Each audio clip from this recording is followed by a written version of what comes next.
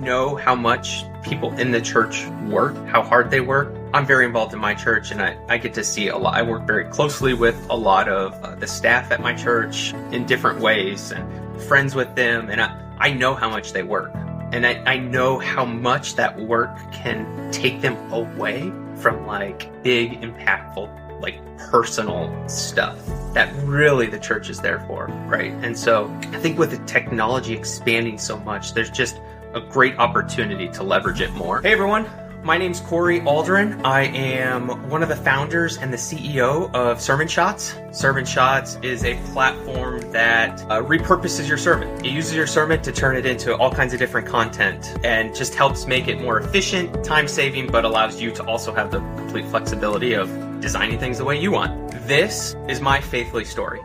Welcome to Faithfully Stories, the podcast that brings you inspiring tales from conversations with church leaders as they navigate the peaks and valleys of their faith journeys through their ministry work and everyday life.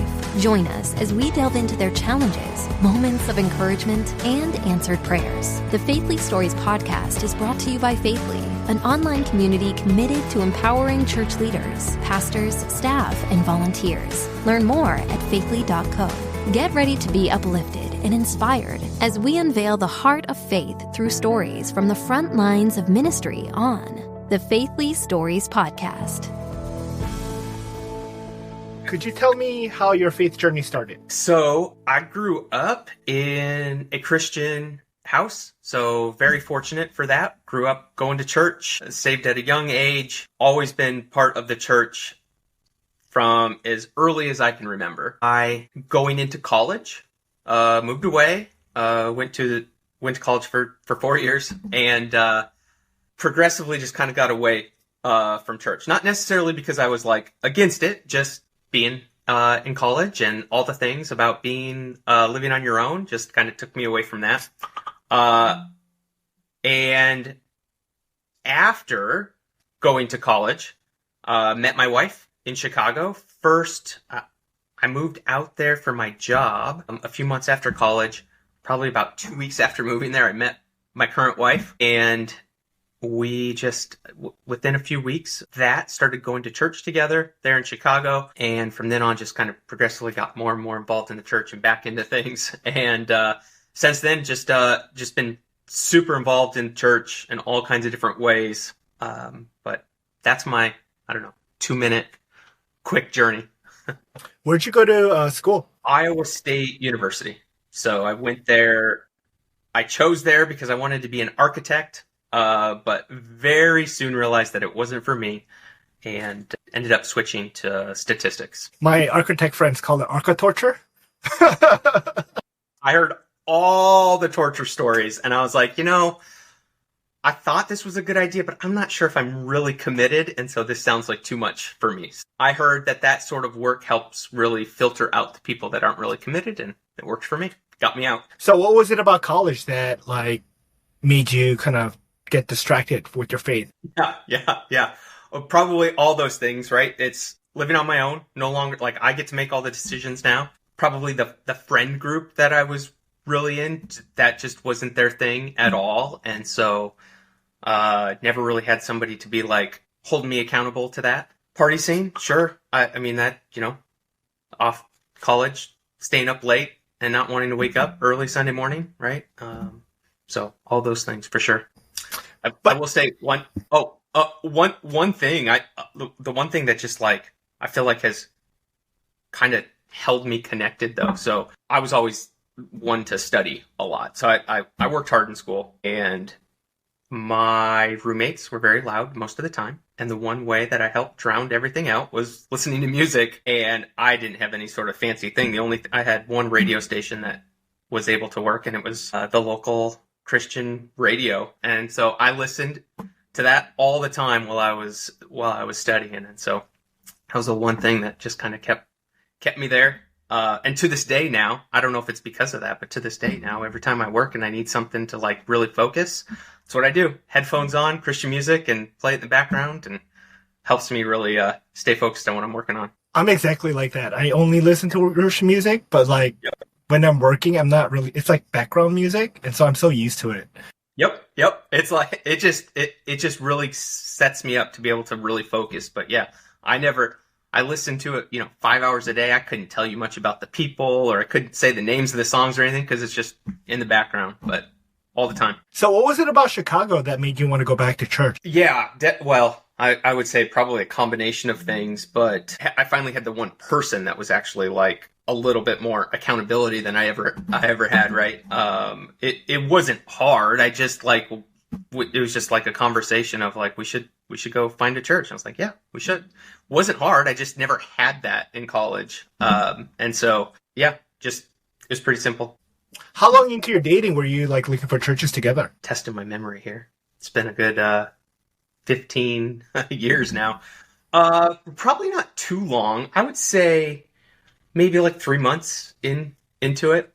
It was a long distance relationship for a while. So then once she moved into Chicago is when it happened. I would say I was like 3 months in or something like that. The reason why I ask is because I've never really heard couples in a dating relationship, at least very early on, be like, hey, we should go to the same church together while we're dating, And I think that's a really good idea because here's the thing. If you go to the same church and then you don't work out, like, do you find different churches? Do you know what I mean? Yeah. Well, to be fair, I probably wasn't thinking that long term. At the young age, a lot of short term thinking, really. So, it's a good point, but it probably wasn't on my mind. What did work out though is I had just moved there. And 4 months later, she just moved to Chicago. Neither one of us were at a church. And, she probably wanted to look for one more. And it just kind of happened in the discussion with me. And so, yeah. And we ended up going to a very big church. So if it didn't work out, we could have been completely, we could have still gone. So what were some of the criteria for you guys looking for churches? Yeah. So recalling this, trying to recall from memory, I think we definitely we were attracted to the big, mega church just because of, in your words, glitz and glamour. I mean, I believe we had heard about the church before from people. And so it was just like, go try it out. And so that was, I don't remember that being a difficult thing. It was just like, this is one of the big churches in the area. Let's go try it out. And I believe the first week we went, they had some announcement about the 20-somethings group getting together that day, right after church. If you're in that, you should go. And so we went to that. Not my thing at all. I am an introvert, not my thing. So, if I wasn't there with my now wife, I would not have gone, but that's her thing. She's an extrovert. And so we went.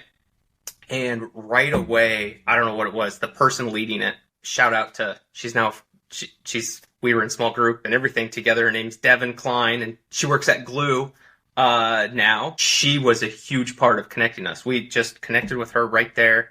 She got us involved, and I don't know what she said or what she did, but we ended up being in small group with her from that and just connected really well. And so stayed at that church for a long time. So what was it about your wife that drew you to her? Yeah. Man, you're really testing my memory on all these things. So where we met, so my roommate at the time just moved to Chicago. My roommate, who I knew from college, he had been in Chicago for a while looking for a roommate. He was dating someone, and this was my now wife's good friend. So she came up to visit her, and I think, we joke now because I say that my first impression of her was that she was stuck up. That's just me at a young age, not reading people well. And we spent like the whole weekend together because she was up there, and just remember thinking that like this was somebody that I was very interested in over time. Not from my first impression of her, of course. She was nice and easy to talk to, and we just stayed connected after that weekend. Had a few phone calls, and yeah, went from there. So what was it about the first impression that made you feel that way? And the reason why I ask is because for anyone who's afraid that they messed up on their first impression, not like your story is like, it's okay, it'll work out. Yeah, well, if it was the first impression and I left and I walked away, it probably would have never worked out. But I mean, in relationships, everywhere I've had this experience with, like, just first impressions can be tricky, because I think different people. I always feel like I give off horrible first impressions because I am an introvert. I'm not huge at like being the first one to talk, and sometimes I give off a not a great first impression. But I think that in my experience, most of the time you can learn who the real person is, like just by, talking to them a few more times, having more conversation with them. There's a lot of different personality types, and I think some don't quite match in the first impression, at least in my experience. So that was it. When my wife and I got married, or before we got married, part of one of the things that we had to do, the pastor had us take these, personality tests, and it confirmed a lot of what we knew then, and to this day, personalities are very different. We were told by the pastor that ours is the most different from any one that he's ever married. And so that probably contributes a bit to not great first impression. Even in just this 10-minute conversation, I see God's humor in your life. In college, the only way to save you is to listen to like Christian music. The only way to get you to church is to get you to date a girl that you didn't initially like. And so now you're like... Yeah, that's great. I hadn't thought about it that way, but that's a good point. So how did you go from your first job to Sermon Shots? Because I'm pretty sure there was like many years in between. Yeah, well, my first job out of college was working in the marketing team of a pharmaceutical company. I did things, I had a statistics degree, so I did a lot of quantitative stuff like forecasting and quantitative analysis of, surveys and things like that. I'd say probably I worked there for about 7 years. I would say probably somewhere in the like 3 to 5 years being there. I actually love my job. But I always felt like I wanted to do something on my own. Like really, the cap when you work at a huge company. I mean, theoretically, I could continue to go up. But I mean, there's a certain cap, right? And I just always wanted to have like control of being able to like kind of manage my growth more, lead a business, do something interesting like that. And so for a few years while I was working there, I did some things on the side at night. Like before I had kids, I could do different things. I was testing out stuff, and lots of failures, lots of things that did not work out. But I started through one of my businesses that I started that failed was creating Christian t-shirts. And what I did in that to try to market that was I built a Facebook page thinking that would help, right? And I built that with somebody else. It's called Christian Quotes. And it took off. It was a daily quote in an image. Back when Facebook pages, if you built a page that had a lot of following, it actually was impactful. Everybody saw your posts. That grew to about 5 million people very, very early in the Facebook page world. And that was able to help me kind of that was the first thing that was kind of successful. I was able to build a website around it and advertising and all that stuff. And that helped me meet my current business partner. Together, he had a business in the Christian niche as well, and we kind of combined and said, let's combine our two things. He had a website, whatchristianswantoknow.com. I had this Christian Quotes Facebook page, and together we were like, let's build something new. And so we were building websites together and thought, that one was successful. We'll keep building these and keep going. But eventually we realized each new one didn't have the same. It was becoming easier and easier for the masses to produce this content. And so it was harder and harder to make money off of it. Advertising revenue was going down as, everybody was going into Facebook and advertising there. And so basically my partner and I were thinking about what we wanted to do next. And software seemed like the thing that was the bigger potential in business. And through some failed things there as well. One of my biggest learnings was it's really hard to find a developer to code your stuff the way you want to. You might get a few good months out of them, and then they're gone. And through that happening multiple times, I was like, I'm interested in this. I'm going to teach myself how to code. So I taught myself how to code to then build the next project that we had. That project was BookBrush. It's bookbrush.com. It's a design platform for authors. Has been very successful and has really been what led me into Sermon Shots. It helped fund Sermon Shots. It taught me a lot to be able to then launch. But at one point, again, my partner and I had a discussion of BookBrush is doing well enough. We don't need two owners in it 100% of the time. And so through that, we realized we wanted to help the church. We felt like we were being called to help the church in some way, take what we've learned, take the success, take all that and help the church in some way. And so from that, I kind of went back to my market research days at the pharmaceutical company and started calling churches, talking to churches, figuring out what they needed. And through a process of that, we heard so many times that sermon clips were a thing that were like challenging for churches to make or expensive, but they wanted to do it. And so I guess we were fortunate that then BookBrush actually had a lot of the underlying code that was needed to start that. And so, yeah, so we were able, I just kind of repurposed that a little bit to work for Sermon Shots. And so that's how it all started. I have a lot of questions. One, sorry, that was no, it's great. It means we have a lot of things to talk about. Yeah. What was it like managing 5 million members in a Facebook page? And the reason why I ask is because we have a groups feature, and one of my fears is if we ever got to 5 million, where our platform is, and you understanding code now, like it would be a disaster to maintain. So like, I'm not even talking about technically like on the front end, like how do you manage those many people? And then two, when it was like you realized it needed to die out, did you just abandon it or like did you do something with it? What happened to that group? So it wasn't really a group; it was a page, and so it wasn't complicated because I didn't overcomplicate it. We didn't really manage it in any way other than just posting a quote or two every day was basically it. And so, looking back, I probably could have done a whole lot more. But early on, it was just post a quote every day. This is what people are coming in for. It's what they're sharing it and all that. It wasn't a group of like asking questions or interaction or things like that. It was, if people commented, it was amen or love that quote, right? It wasn't more complicated than that, really. Eventually, we turned that into with this quote, here's a devotional. And so we created a whole website on it as well, christianquotes.info. It's still there. It operates. And we would just create a devotional.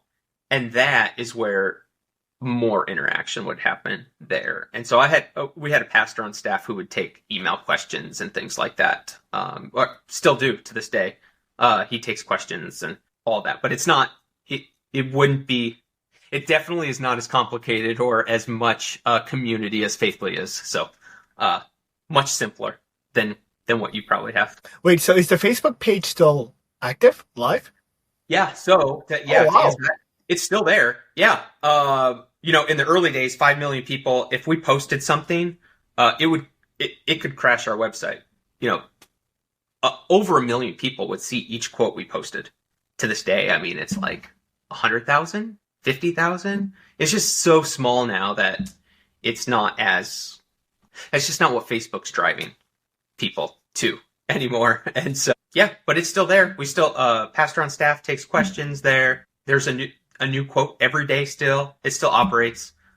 It is not a big part of our business, so we don't do a huge part of managing it, but it still goes. No, I think that's amazing because you took a simple thing that was working at the time and it like scaled, right? And I think the scale was like proof of concept and you kept it simple and it was this thing that you didn't overcomplicate it. And then you just pivoted to something else. Well, it just is, you know what I mean? Yeah. So my next question is, for me, I went to coding boot camp, right? And it's like a double-edged sword, right? Because one, the curriculum actually, like when you look back, I'm like, oh, I could have just saved money.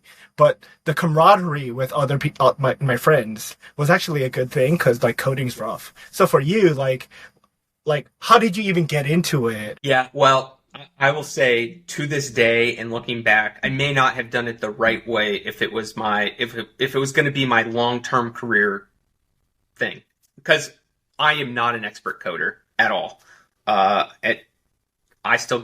We still have issues with some of our websites because of some early code that I had that has to be fixed, right? So I'm not saying that my path was the right path, but it worked out for me. I never became the expert, but I did. The coding part was just kind of part of my whole trajectory as a business owner. I've always just kind of figured out how to do a thing that needed to be done. And so I learned as I went. Oh, I need this new thing. I'm going to just teach myself how to do this thing. And so even within coding, each little thing, I don't know why, but I decided just pure vanilla JavaScript was the thing that I was going to teach myself how to do. It seemed the most simple at the time. I don't remember why I chose that, but I did it, and I was able to make BookBrush work from that. And then there were times where like there was this other thing that needed to be done, and I would just learn, okay, how does that need to be done in the coding? And I would add that in, and I never really became nobody would have ever wanted to hire me to do a great coding project, but I made it work was basically how it happened. I started it with a book, a thick book, read the whole thing. To this day, I don't understand how I read through that whole JavaScript book, but I did. I was super interested in it, like I get sometimes in business, and then just wanted to try it out. So I started doing it, and then I would go to Google, right? I forget the website that I used, but Stack Overflow?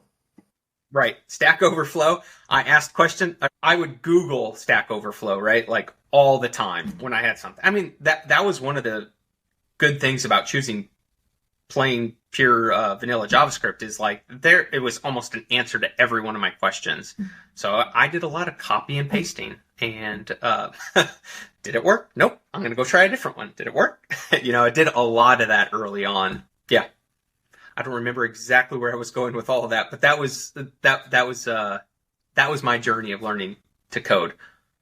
I did not ever probably learn the like more theoretical stuff, or here's how you should structure things. It was a lot of just like I learned and I added, and so I taught myself how to do it well enough to build a site, but not probably good enough to apply it across. Yeah, like looking back, I've only been coding for like maybe 4 years now, right? And the first two was really rough because like literally I was just every day trying to understand what even I'm copying and pasting, right?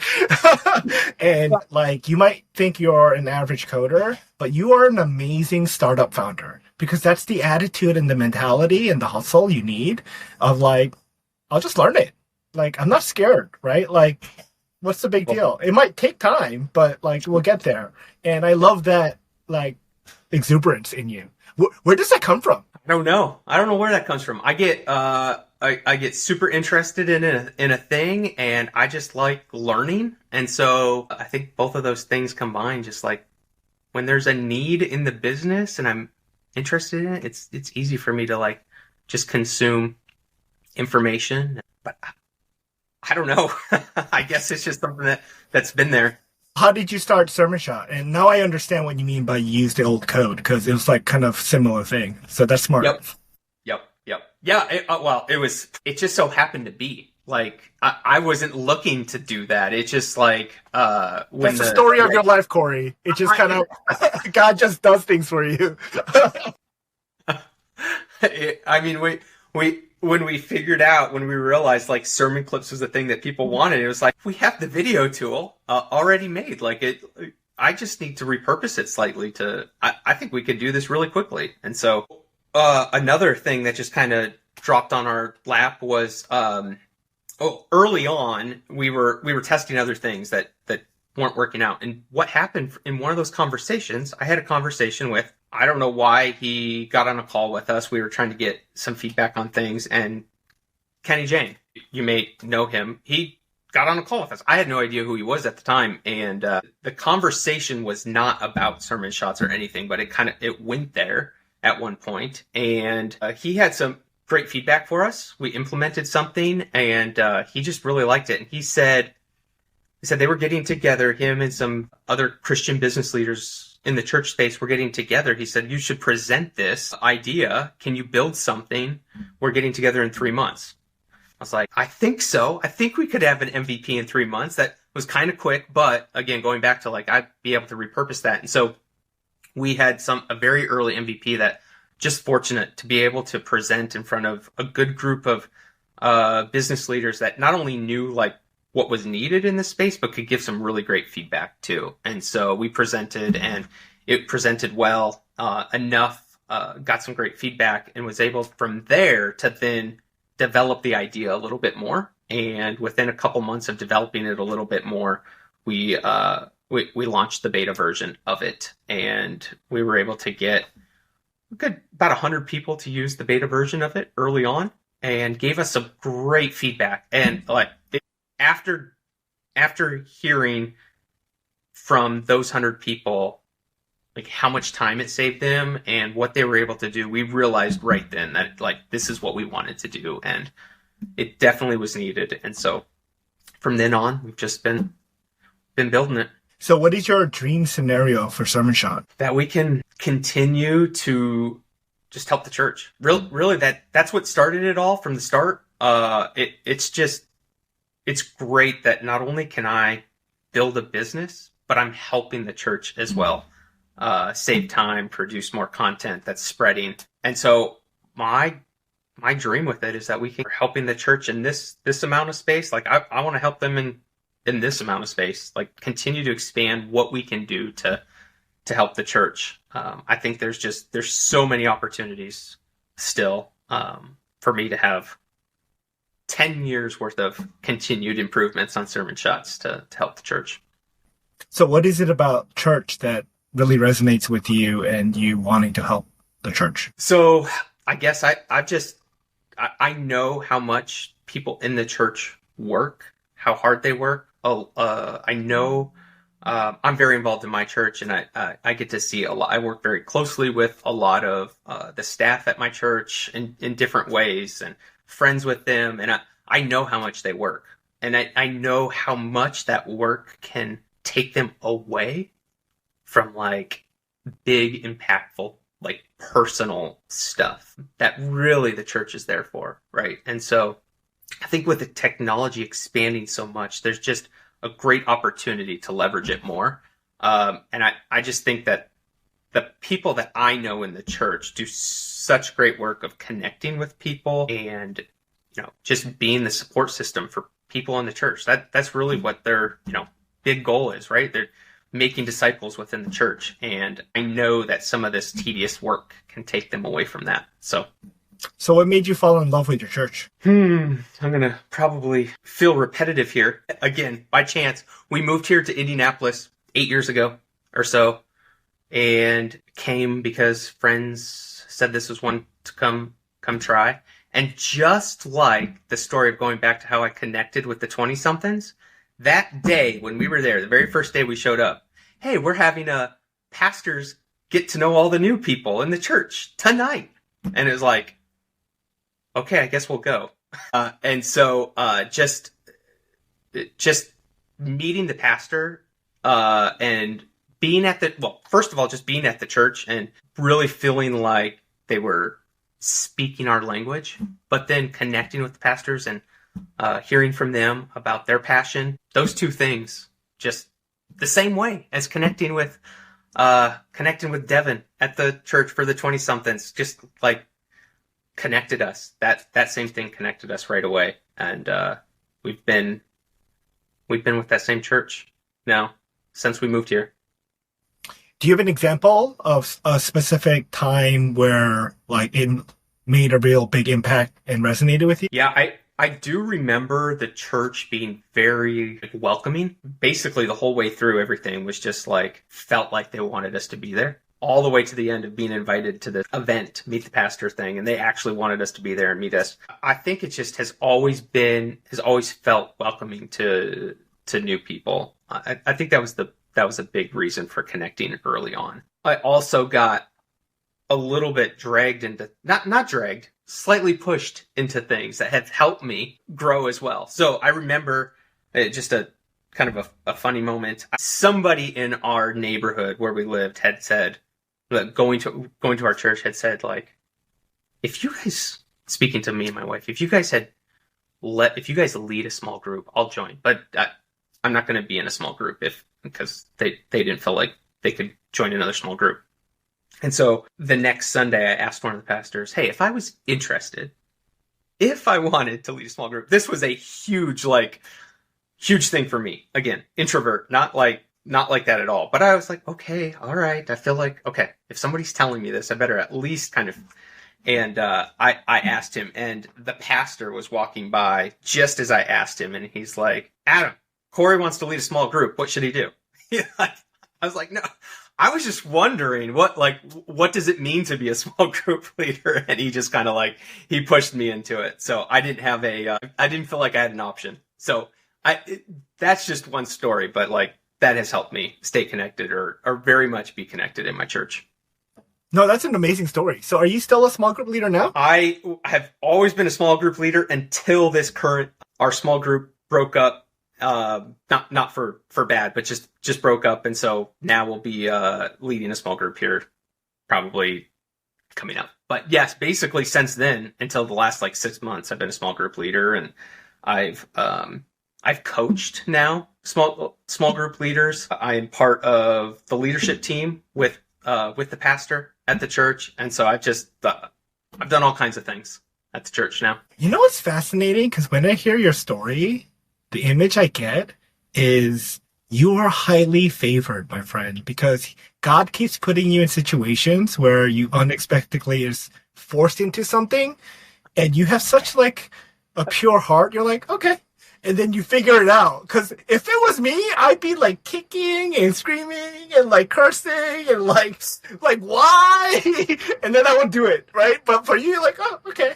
I'm like, oh man, I need to be more like Corey. Of just be very open and curious. So yeah. So I guess a question for the small group thing is not knowing anything and just, again, your entrepreneurial spirit coming out. What are some things that you learned and grew from?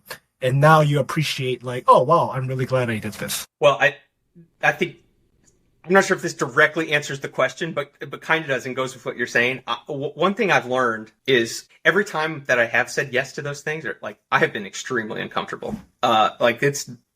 These are not easy things but every time I felt like it was a thing I was supposed to say yes to. It wasn't just a opportunity. It was an opportunity that God was giving me. And opportunity, I think, is the right word in a lot of these things too, because that's what it was. It presented as an opportunity that I could say yes or no to. And I don't want this to sound like I'm perfect in any way, because that's not what I'm saying here. But I try to say yes every time I feel like it's God giving me the opportunity. And so I know that it's uncomfortable, but I've learned, trying to quote a pastor friend of mine who said this, has said, comfortable with being uncomfortable. That's just kind of how he said it. And I think that's probably accurate. It's I just do it.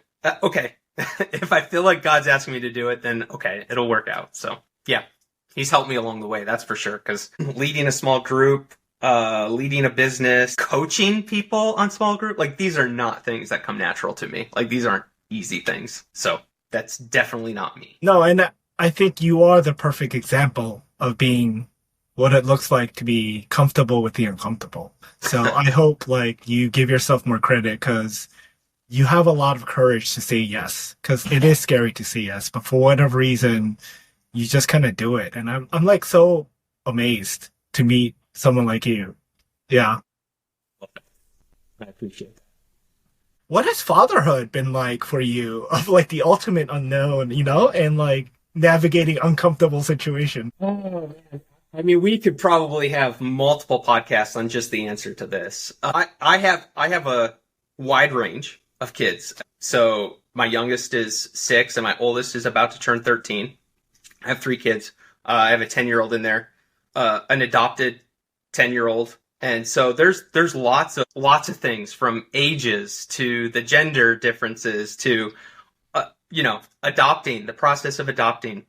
we've had, and this might explain some of my answers to this too, is we've had medical problems with all the kids that have been some miraculous healings in it, and just seeing some of the lowest of the lows in the adoption process and in medical issues to like turning out to be like the best possible outcome as possible. I think that probably has been a contributor to some of this. It's just like, it was completely out of my control, but then it totally ended up good. To more answer the question too, there's all kinds of new things that happen in parenting. I never feel like I'm that I ever have the best answer, but trying, I guess, again, to just do what feels like is what God's calling me to do. I think that, I mean, he's guided me in everything else. So that's just been, maybe that's what helps me every day.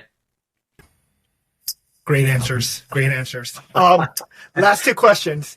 What are you hoping for at Faithly? Yeah. So in Faithly, I just really think that community is an important thing. There's been so many times me connecting with people that has really helped me throughout all of this. You know, just connecting with what seems like random people at the time ends up being friends, or the answer I needed for something new in my career, or in the business or in the code, or, you know, anything. A lot of that has come through just people.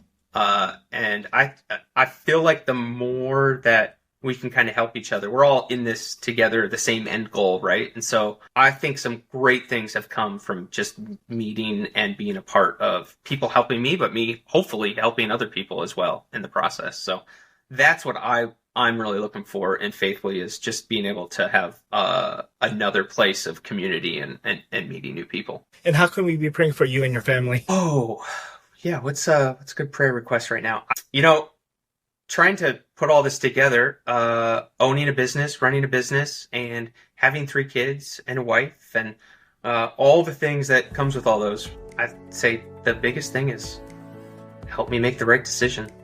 When to focus where. That's a big one.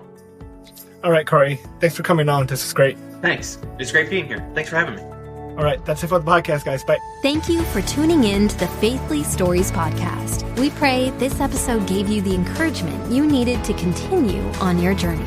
The Faithly Stories podcast is brought to you by Faithly, an online community committed to empowering church leaders, pastors, staff, and volunteers.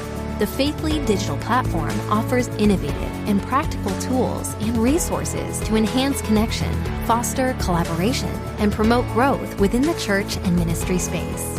Remember to subscribe, rate, and review our podcast to help reach more listeners like you. Stay tuned for more uplifting tales from the front lines of ministry on the Faithly podcast. Stay bold, stay faithful, and never underestimate the power of your own story.